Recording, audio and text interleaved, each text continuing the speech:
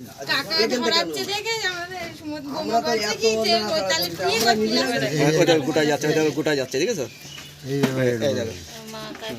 রাজ্যের উপযুক্ত মানুষ যাতে রেশন ব্যবস্থা থেকে বঞ্চিত না হয় তা নিশ্চিত করতে একাধিক পদক্ষেপ গ্রহণ করেছে রাজ্য সরকার।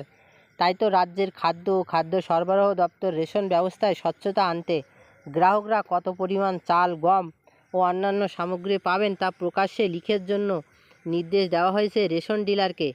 আছে একাধিক বিভাগের রেশন কার্ড, সেগুলি তৈরি করা হয়েছে গ্রাহকদের আর্থিক এবং সামাজিক ব্যবস্থা বিবেচনা করে।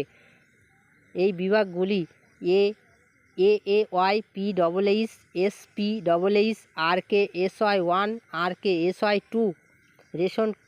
রেশনের সমস্ত কার্ডে মূলত চাল, গম পাওয়া যায়, তবে বর্তমানে এগুলো ছাড়াও চিনি, সাবান সহ আরও একাধিক মূল্য পাওয়া যায়।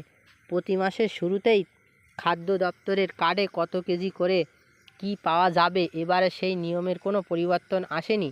জুলাই মাস পড়তে না পড়তেই কার্ডে কত কেজি খাদ্যশস্য পাওয়া যাবে তার তালিকা প্রকাশ করেছে খাদ্য দপ্তর।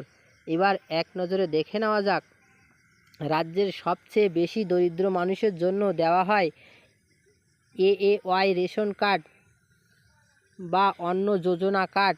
এই কার্ড থাকলে পরিবারের যতজন সদস্য আছে প্রত্যেকে 21 কেজি চাল ও 13 কেজি 300 গ্রাম আটা ও 14 কেজি গম পাবেন, যা মিলবে বিনামূল্যে। তবে কেবলমাত্র চিনির জন্য দাম তাদের 1 কেজি চিনির জন্য দাম দিতে হয় 13 টাকা 50 পয়সা। পশ্চিমবঙ্গ রাজ্য সরকারের যে সকল উপভোক্তাদের কাছে RKSY1 রেশন কার্ড রয়েছে তারা জুলাই মাসে মাথাপিছু 2 কেজি করে চাল ও 3 কেজি করে গম পাবেন। তবে রেশন দোকানে যদি গমের সাপ্লাই ঠিকঠাক না থাকে তাহলে গমের পরিবর্তে আরও 3 কেজি চাল দিয়ে মোট 5 কেজি চাল দেওয়া হতে পারে। তবে চাল, গম ছাড়াও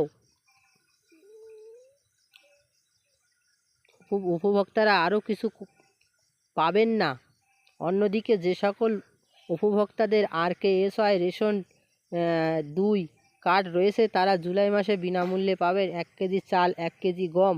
যদি গম না থাকে তাহলে উপভোক্তাদের গমের পরিবর্তে সমপরিমাণ চাল নিতে হবে। সেক্ষেত্রে উপভোক্তাদের 2 কেজি চাল দেওয়া হবে, এটিও পাবেন তারা বিনামূল্যে। Camera Rafiquzzaman, RM news.